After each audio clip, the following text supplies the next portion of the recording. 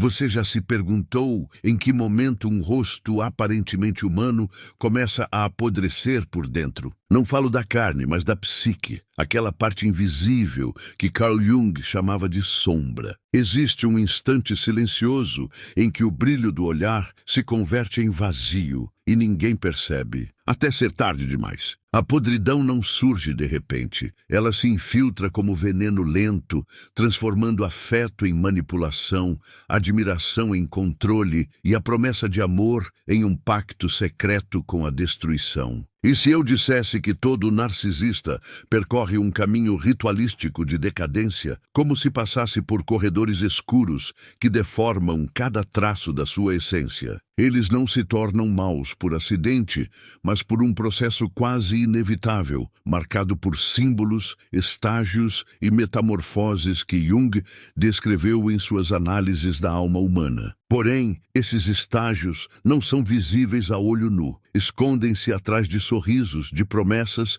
e até de gestos de cuidado. Você já esteve diante de alguém que parecia perfeito demais e por isso mesmo carregava algo de estranho? O encanto inicial é apenas a máscara, a persona. Mas por trás dela, algo se move como raízes, apodrecendo de dentro para fora. É nesse ponto que surge a primeira fissura. Um detalhe aparentemente pequeno, um comportamento dissonante, um silêncio pesado que deixa marcas invisíveis. A podridão começa sempre sussurrando, nunca gritando. O mais perturbador é que, enquanto tudo isso acontece, o mundo ao redor continua acreditando na ilusão. Amigos, parceiros, familiares, todos se deixam enganar pela narrativa cuidadosamente construída. Mas Jung nos ensinou que a sombra não pode ser contida para sempre. Mais cedo ou mais tarde, ela escapa, e quando isso ocorre, a transformação é irreversível. Aquilo que antes parecia humano, pouco a pouco se torna predador.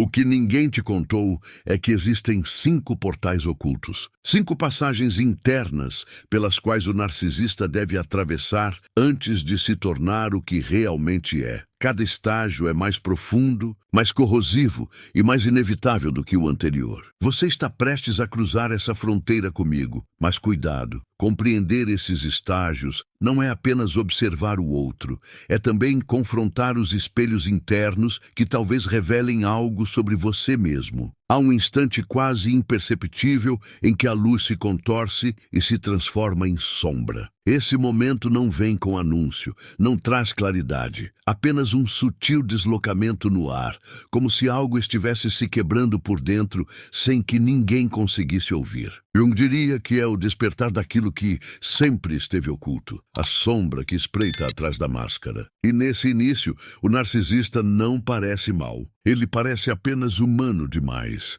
carregando fragilidades que encantam, que atraem, que prendem. Mas cada fragilidade é, na verdade, uma semente de podridão, aguardando o tempo certo para florescer. O primeiro contato é sedutor, como um espelho que reflete o que queremos ver. O narcisista entende intuitivamente que o outro precisa de admiração, precisa de pertencimento, precisa acreditar que encontrou algo raro. E então ele oferece exatamente isso, embalado em gestos suaves, palavras escolhidas e promessas implícitas. Mas por trás do brilho inicial já existe uma rachadura que só quem olha fundo percebe. Essa fissura é a prova de que aquilo que parece completo é, na verdade, uma construção frágil sustentada pela ilusão. Você já sentiu a sensação de estar diante de alguém que parece feito sob medida para você? Alguém que preenche cada vazio, cada silêncio, como se tivesse lido sua alma antes mesmo de conhecê-la? Esse encantamento não é acaso. É o teatro da persona, o arquétipo que Jung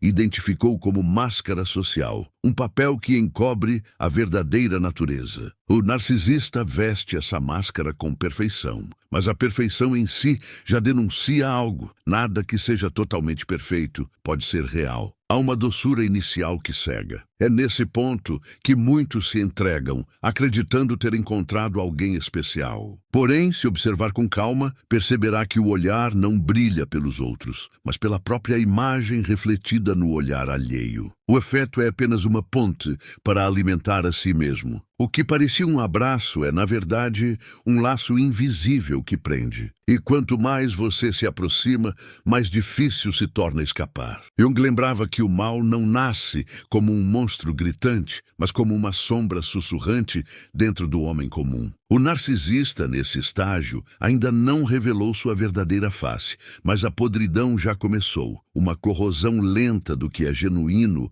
uma incapacidade de amar sem transformar o outro em extensão de si. O mal se esconde naquilo que é mais belo, porque só assim consegue crescer sem ser visto. E o mais inquietante é perceber que, no fundo, todos nós carregamos algo dessa mesma sombra. Talvez seja por isso que o encantamento seja tão forte. Reconhecemos inconscientemente no narcisista algo que habita em nós, mas que negamos. É essa identificação secreta que torna a ligação magnética quase impossível de romper. Porque quando olhamos para ele sem perceber, estamos olhando para partes adormecidas dentro de nós. Mas não se engane, esse início encantador é apenas o prelúdio. O teatro precisa de plateia e o narcisista precisa de espectadores que confirmem sua grandeza. Aos poucos, aquilo que parecia espontâneo se revela como cálculo e cada gesto ganha peso de manipulação. A podridão começa a se expandir como raízes subterrâneas, invisíveis mas inevitáveis, preparando o terreno para o próximo estágio. Você já percebeu como a admiração pode se transformar em prisão? O que antes parecia liberdade de se entregar, agora soa como dependência. O coração começa a sentir um peso sutil, como se cada sorriso viesse com uma dívida, como se cada demonstração de carinho escondesse um preço não declarado. A sensação é de estar dançando em um salão belo demais, mas que, ao fechar as portas, se transforma em cativeiro. O silêncio entre as palavras carrega mais verdade do que os discursos ensaiados. É nesse silêncio que começa a se revelar a podridão, o olhar que se torna vazio quando não há aplausos, a impaciência disfarçada quando o outro não alimenta o ego, o frio que invade quando o palco escurece. São pequenos detalhes, quase invisíveis, mas que denunciam o início da transformação. E talvez a pergunta que ecoa dentro de você agora seja inevitável. Será que essa podridão já começou em alguém que você conhece? Ou será que já começou em você mesmo? Não perca mais tempo vivendo com esse fardo. Garanta agora o seu livro digital, Guia Prático e Chocante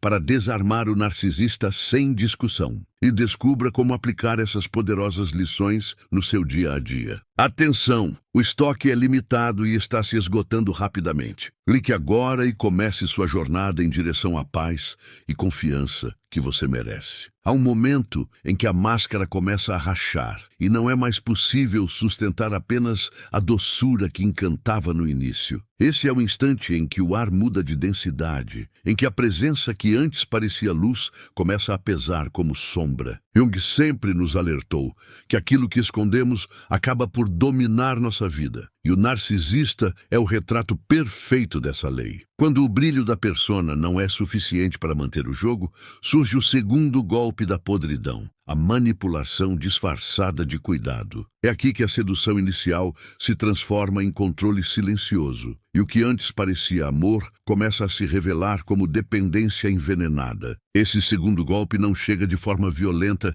mas como um veneno doce. O narcisista começa a se insinuar como protetor, como aquele que sabe o que é melhor para você, como a voz que guia seus passos quando você se sente perdido. Mas essa proteção é uma prisão dourada. Cada conselho carrega uma intenção oculta. Cada gesto de cuidado se converte em uma dívida invisível. E você, sem perceber, vai entregando as chaves da própria autonomia, convencido de que está sendo amado, quando na verdade está sendo moldado. O mais assustador é que nesse estágio, a podridão não se apresenta como ameaça, mas como necessidade. Você começa a acreditar que não pode viver sem essa presença, que o silêncio do narcisista seria mais doloroso do que qualquer manipulação. É como estar em uma casa que lentamente apodrece, mas ainda cheira a flores na entrada. Jung diria que é a sombra se infiltrando nas raízes, corroendo por baixo enquanto a superfície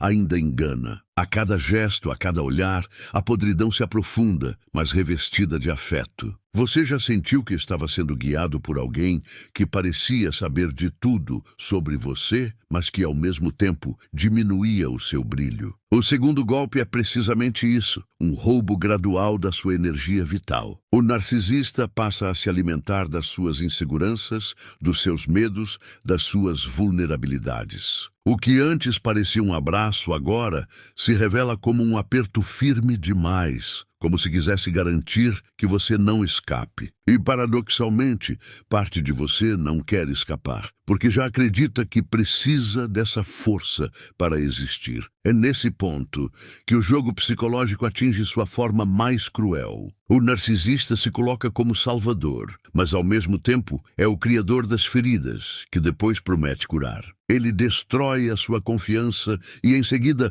oferece sua presença como única âncora de estabilidade. Esse paradoxo aprisiona a mente, porque cada tentativa de questionamento retorna como culpa. Você se sente errado por duvidar, ingrato por desconfiar, e assim vai mergulhando cada vez mais fundo na dependência emocional. Jung falava que o inconsciente possui mecanismos de defesa que nos cegam diante do intolerável. No segundo golpe, é justamente isso que acontece. A mente recusa enxergar a podridão evidente, preferindo acreditar na ilusão do cuidado. Você ignora os sinais, justifica os comportamentos, cria narrativas para proteger a imagem que você tem do outro. Porque aceitar a verdade significaria encarar que você está sendo usado, que o vínculo que parecia divino é, na realidade, um pacto silencioso com a destruição. O segundo golpe é também o estágio do espelho invertido. Você começa a perceber que tudo gira em torno do narcisista,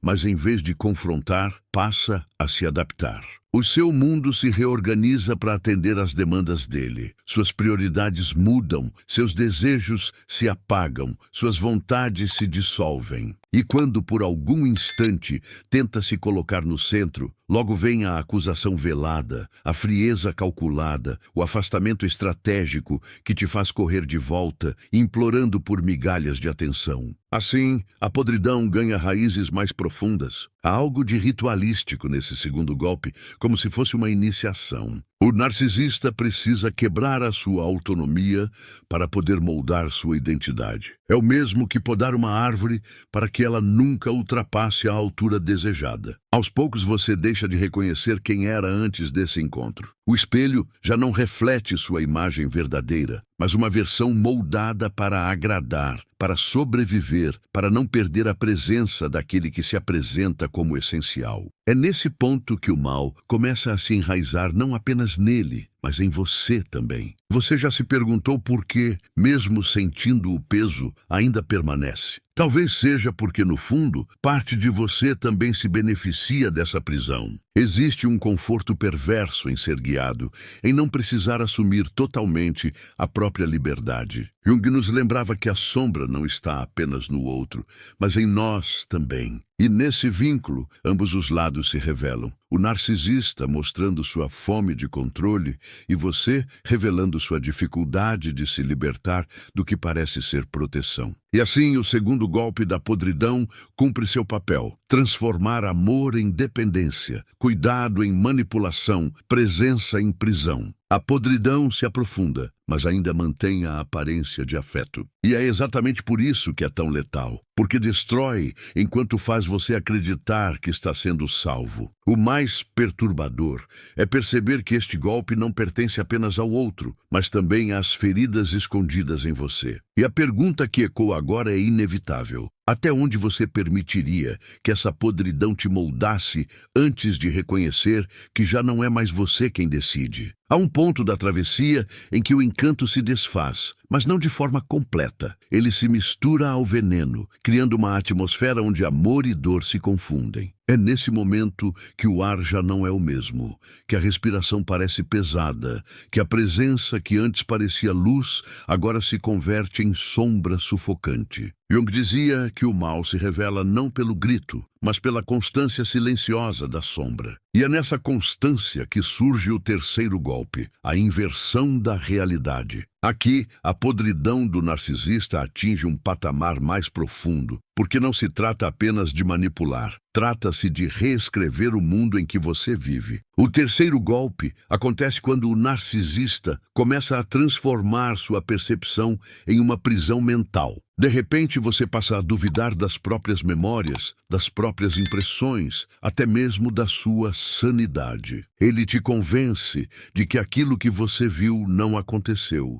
de que aquilo que sentiu não tem importância, de que a sua dor é exagero. A realidade deixa de ser compartilhada e se torna monopólio dele. É como viver em um espelho quebrado. Cada fragmento mostra uma imagem, mas nenhum reflete a verdade inteira. Você já se perguntou o que acontece quando a sua mente começa a desconfiar de si mesma? Esse é o efeito mais cruel do terceiro golpe. Você não apenas acredita no narcisista, você começa a desacreditar de você. Cada dúvida plantada cresce como uma raiz subterrânea, corroendo sua confiança interna. A podridão já não está apenas fora, agora ela se infiltra dentro de você. Jung descrevia isso como a colonização da psique pela sombra alheia. O outro passa a habitar em você e seus pensamentos já não são inteiramente seus. É nesse estágio que surgem os jogos de espelho mais perturbadores. O narcisista acusa você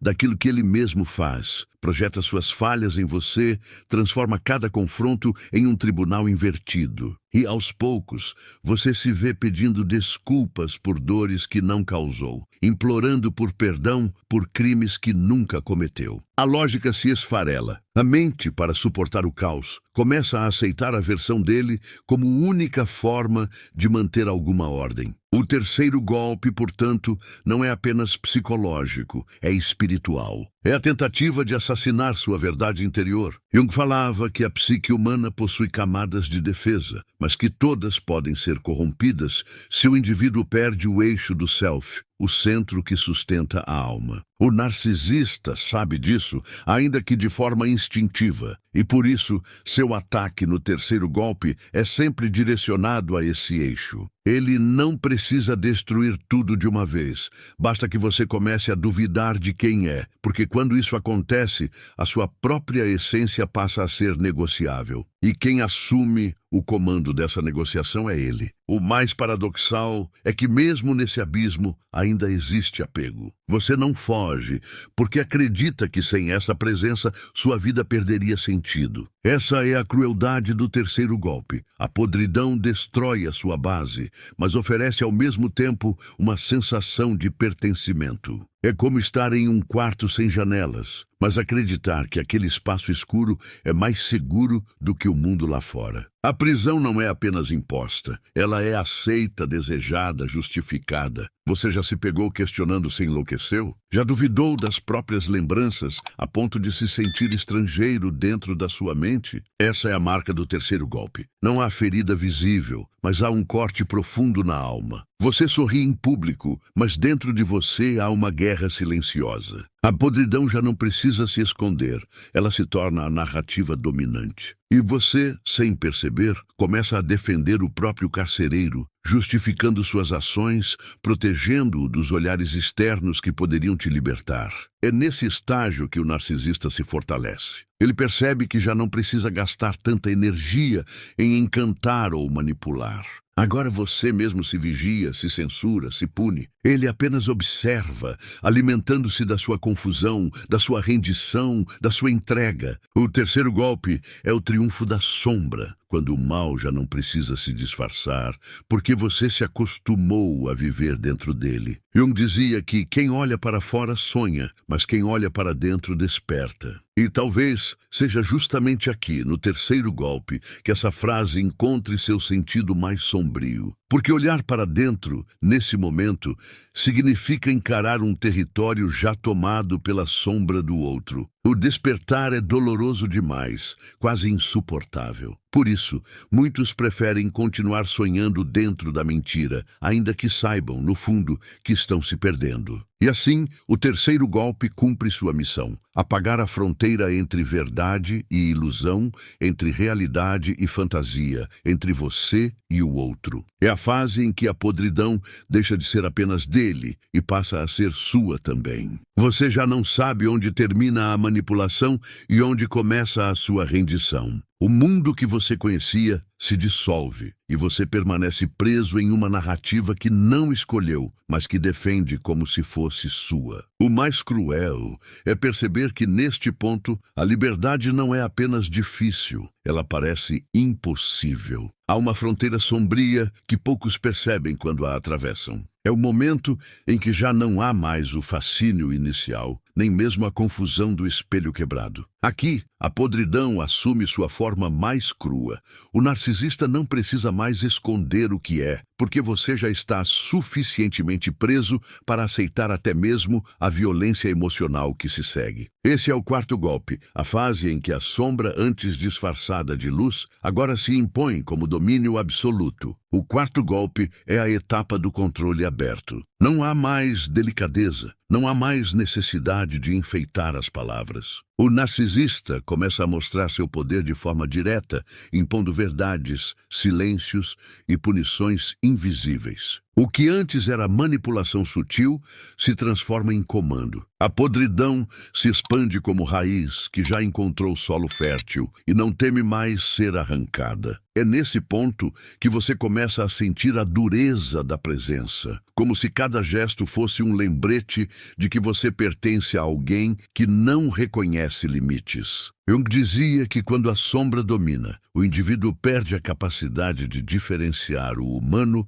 do monstruoso. É exatamente isso que ocorre aqui. Você vê comportamentos que em outro tempo jamais aceitaria, mas agora já parecem normais. O quarto golpe instala a naturalização do abuso. Palavras duras são tratadas como descuidos, gritos são justificados como estresse, frieza é entendida como cansaço. A podridão se torna rotina, e a rotina, paradoxalmente, traz uma sensação de estabilidade. Você já sentiu como se vivesse em campo minado, onde cada passo pode desencadear uma explosão emocional? Esse é o cenário do quarto golpe. O narcisista cria um ambiente de tensão constante, onde você nunca sabe quando virá a próxima punição. E o mais perverso é que muitas vezes ela não vem. A espera é a arma. A incerteza corrói mais do que o ataque em si. Você passa a vigiar seus próprios gestos, medir cada palavra, calcular cada silêncio. A sua vida se torna um campo de batalha onde a guerra nunca acaba, apenas muda de forma. Nesse estágio, a sombra do narcisista não apenas invade sua mente, ela coloniza seu corpo. Você sente na pele a pressão, nos músculos a rigidez, no coração a aceleração constante. O corpo se torna testemunha da podridão que se espalha. E ainda assim, parte de você insiste em permanecer, porque acredita que resistir é prova de amor, ou talvez prova de força. Jung diria que essa insistência é a manifestação do arquétipo do mártir, a entrega cega ao sofrimento como se ele trouxesse redenção. O quarto golpe é também o golpe do isolamento. O narcisista entende que para manter o domínio precisa cortar suas conexões externas. Amizades começam a ser desvalorizadas, familiares são colocados como inimigos e você passa a acreditar que só existe um lugar seguro, ao lado dele. Mas esse lugar, na verdade, é a cela. A podridão aqui não se contenta em corroer por dentro. Ela precisa garantir que não haja saídas, que não haja testemunhas, que não haja refúgio além da prisão emocional. O mais inquietante é que, nesse ponto, a sua voz começa a desaparecer. Você fala menos, sonha menos, deseja menos. Sua essência se reduz a sobreviver ao dia seguinte sem provocar tempestades. O quarto golpe é um processo de apagamento. Aos poucos, você se torna invisível para si mesmo. O eu que existia antes parece um fantasma distante e você já não lembra exatamente como era viver sem medo. A podridão não apenas te cerca, ela já está entranhada no seu modo de existir. Você já se olhou no espelho e teve dificuldade em reconhecer quem se tornou? Esse é o efeito visceral do quarto golpe. O narcisista já não precisa criar histórias, porque a sua mente já está condicionada. Você se olha e vê cansaço, vê desespero, vê um vazio que não sabe explicar. E ainda assim, quando ele estende a mão, você segura, como se aquela mesma presença que te destrói fosse também a única capaz de te sustentar. O paradoxo é absoluto. Você se mantém preso porque acredita que sair seria ainda pior. Jung nos ensinou que a sombra, quando não é confrontada, cresce até se tornar devoradora. No quarto golpe, essa devoração já é quase completa. Não há mais separação entre o que é ele e o que é você. O domínio é total e a podridão já não precisa se esconder. O mal se tornou cotidiano e é justamente por isso que é tão devastador. Porque já não choca, já não surpreende, já não assusta. É apenas a vida como ela se tornou. E aceitar isso é a prova de que o quarto golpe foi bem sucedido. E assim o quarto golpe cumpre sua função: apagar a diferença entre cárcere e lar, entre afeto e domínio, entre vida e sobrevivência. É o estágio em que a podridão já não precisa convencer, ela apenas existe e você se adapta a ela como quem respira ar contaminado. A pergunta que ecoa é inevitável. Quanto tempo se pode viver respirando esse ar antes que o corpo, a mente e a alma finalmente se quebrem? Existe um instante final, o mais aterrador de todos, em que a podridão deixa de ser apenas disfarce ou manipulação e se assume como essência. O narcisista já não precisa fingir, já não precisa encobrir suas intenções. É nesse limiar que se manifesta o quinto golpe, o estágio em que o mal se torna inevitável, como um fruto que amadureceu até apodrecer por completo. O que antes era máscara, depois manipulação, depois distorção e domínio. Agora é revelação nua e crua. Não há mais humanidade preservada, apenas a sombra em estado puro. Esse quinto golpe não é apenas violência psicológica, é desumanização. O narcisista agora já não te vê como pessoa, mas como extensão, objeto, recurso. A podridão atingiu o ponto em que não existe mais a ilusão de reciprocidade. Ele não finge mais se importar, porque já sabe que você foi quebrado em fragmentos suficientes para não escapar. Jung diria que aqui a sombra triunfou, devorando por inteiro a persona e mostrando ao mundo o que sempre esteve oculto: a incapacidade de amar, a recusa em reconhecer a alteridade, a transformação do outro em mera ferramenta de sobrevivência psíquica. Você já sentiu como se fosse apenas um fantoche nas mãos de alguém, um corpo que respira, mas não tem mais vontade própria? Esse é o território do quinto golpe. Não há mais diálogos, apenas ordens. Não há mais promessas, apenas exigências. Não há mais sedução, apenas domínio. É como viver dentro de uma casa abandonada,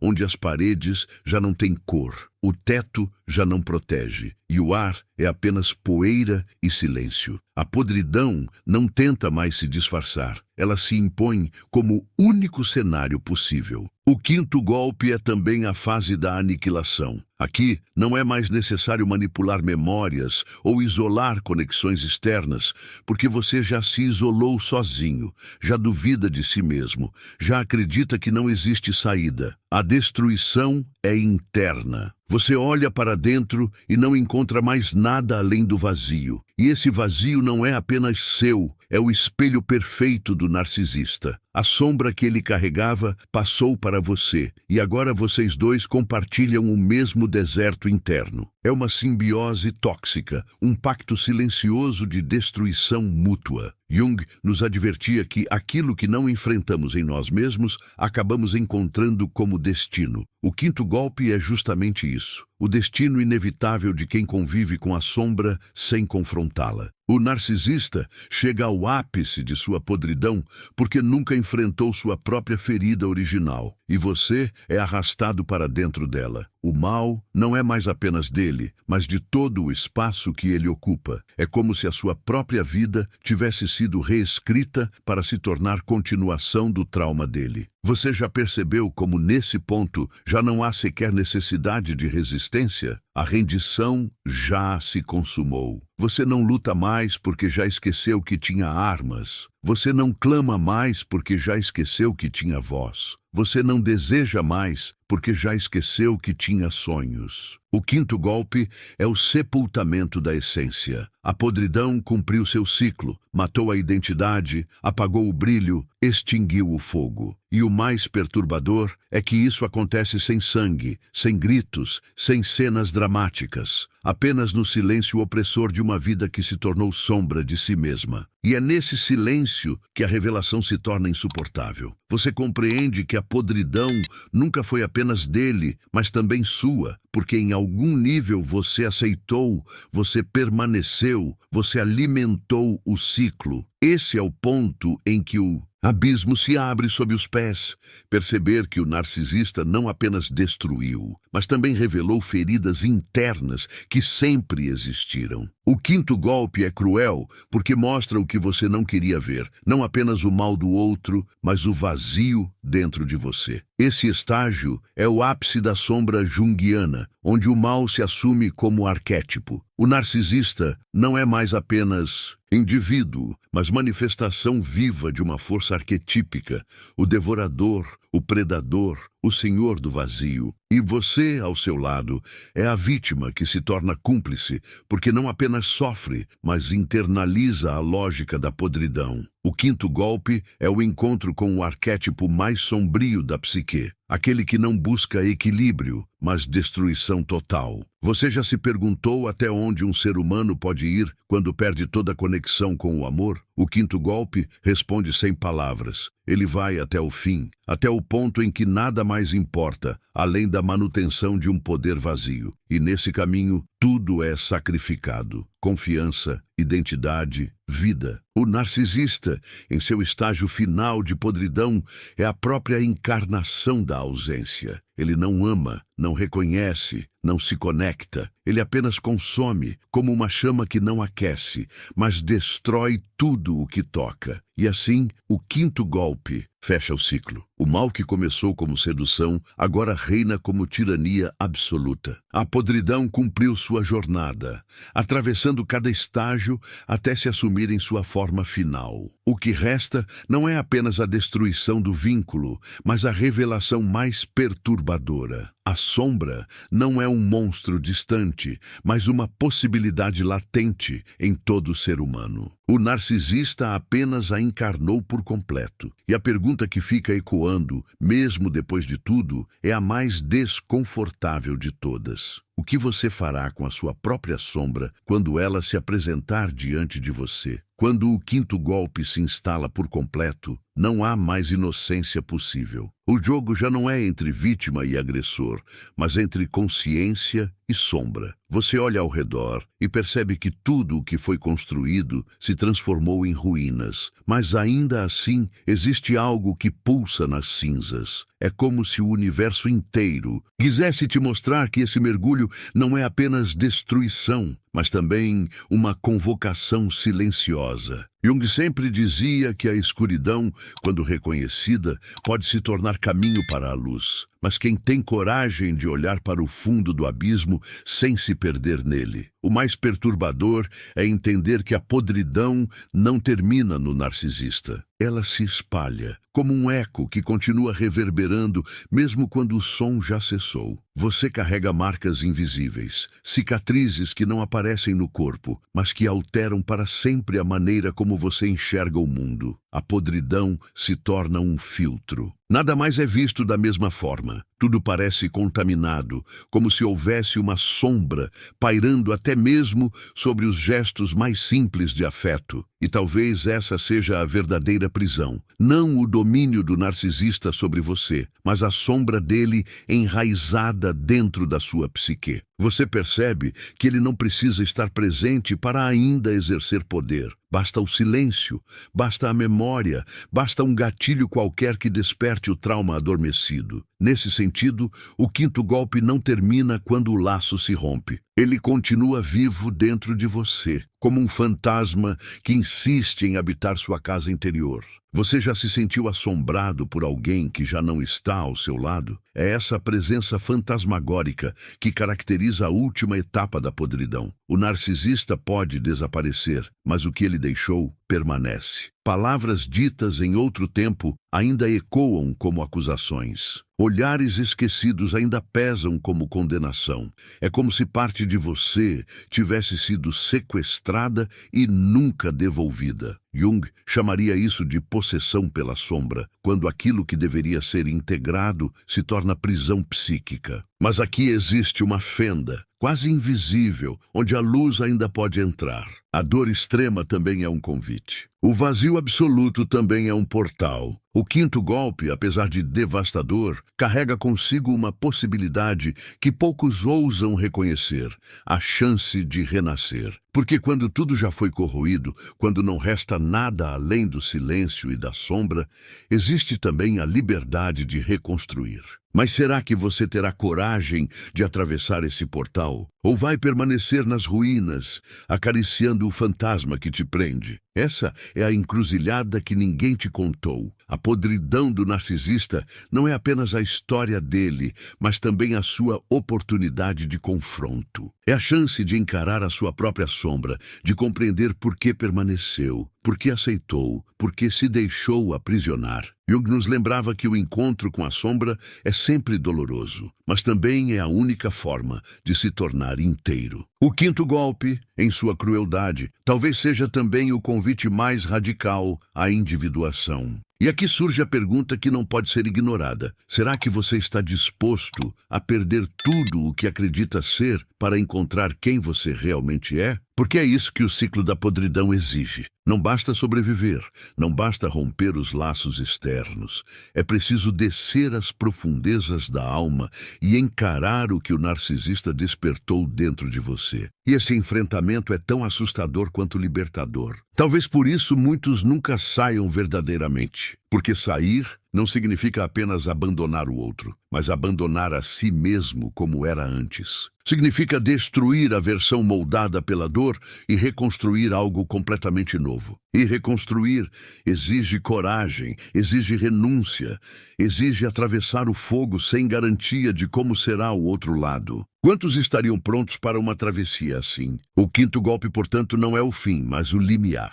É o ponto em que a podridão mostrou tudo o que tinha. E agora resta a você decidir se vai continuar habitando esse deserto ou se terá a ousadia de buscar uma nova terra. Mas essa decisão não pode ser tomada na superfície. Ela nasce no silêncio mais profundo, naquele lugar interno onde até as palavras cessam. E é justamente esse silêncio que começa a se instalar agora, preparando o terreno para algo maior. E talvez, apenas talvez, o verdadeiro segredo esteja escondido naquilo que ainda não foi dito. Há verdades que não se encerram quando as palavras acabam. Elas continuam vibrando, como cordas invisíveis que ressoam dentro de nós, muito depois do silêncio. Essa jornada pelos estágios da podridão não foi apenas sobre o outro. Foi sobre você, sobre as sombras que você carrega, sobre os abismos que ainda não teve coragem de encarar. Carl Jung nos lembrava que tudo aquilo que negamos em nós retorna do lado de fora como destino. O que você viu aqui é mais do que um retrato de alguém. É o espelho daquilo que precisa ser reconhecido em seu próprio interior. O caminho que percorremos juntos foi uma travessia pelas ruínas da alma humana. Não há como atravessá-lo sem carregar marcas. Você sentiu a sedução, a manipulação, a inversão, o domínio e, por fim, a aniquilação. Cada golpe deixou rastros, como cicatrizes no inconsciente coletivo. E agora, quando olha para trás, talvez perceba que nada disso era apenas uma narrativa sobre narcisismo, mas um chamado secreto para despertar sua própria consciência. Há perguntas que continuam ecoando, mesmo quando já não estão sendo feitas. Até onde você suporta viver em um mundo de ilusões? Quantas vezes você aceitou menos do que merecia apenas para não encarar o vazio? O quinto golpe mostrou a ausência absoluta, mas também abriu um portal. Porque quando não resta nada, existe a chance de tudo começar de novo. Mas esse começo não nasce da superfície. Ele nasce do silêncio interno, do lugar onde você se encontra consigo mesmo. O poder desse conteúdo não está em dar respostas prontas, mas em semear perguntas que floresçam no tempo certo. Talvez daqui a dias ou até semanas você se lembre de uma frase, de uma imagem, de uma sensação. Será nesse instante que perceberá: algo foi plantado, algo que não pode mais ser apagado. Essa é a força da sombra, mas também é a força do despertar. Jung dizia que o ouro mais puro está sempre escondido no lugar mais escuro. O que você encontrou aqui foi a escuridão, mas dentro dela há uma promessa secreta, a possibilidade de se tornar inteiro. Porque só quem encara a sombra pode integrar a luz. E essa é a escolha que agora se apresenta diante de você, silenciosa, inevitável, inadiável. Talvez você sinta medo, talvez sinta resistência. Mas lembre-se, não há transformação sem atravessar o fogo. O quinto golpe não é apenas destruição, é também uma prova, um rito de passagem. Você está diante da chance de renascer diferente, mais consciente, mais verdadeiro. Mas ninguém pode dar esse passo por você. A jornada não se encerra aqui. O que foi dito permanece vivo, pulsando dentro de você como uma ferida e como uma semente. Ferida porque dói. Semente porque pode florescer. E a escolha do que fazer com isso é sua. Você pode fingir que nada mudou ou pode permitir que esse conteúdo continue trabalhando dentro de você em silêncio, revelando camadas que antes estavam escondidas. Este vídeo foi apenas o portal, mas o verdadeiro caminho começa agora, no seu íntimo. Se em algum momento você se reconheceu nas palavras, se sentiu sua respiração mudar, se percebeu algo despertar, então já sabe, não foi por acaso que chegou até aqui. Há um motivo maior, e ele se revela no tempo certo, não no tempo do relógio. E é por isso que te convido a permanecer, não apenas aqui, mas na jornada de autoconhecimento, na busca por compreender suas sombras e suas luzes. Se este conteúdo ressoou em você, curta, compartilhe, deixe nos comentários a sua voz, porque sua história pode ecoar na vida de outra pessoa. E se deseja seguir conectado a essa travessia, inscreva-se, não como quem aperta um botão, mas como quem aceita um chamado. Porque no fim e no começo só existe uma verdade. A sombra não veio para te destruir, mas para te revelar.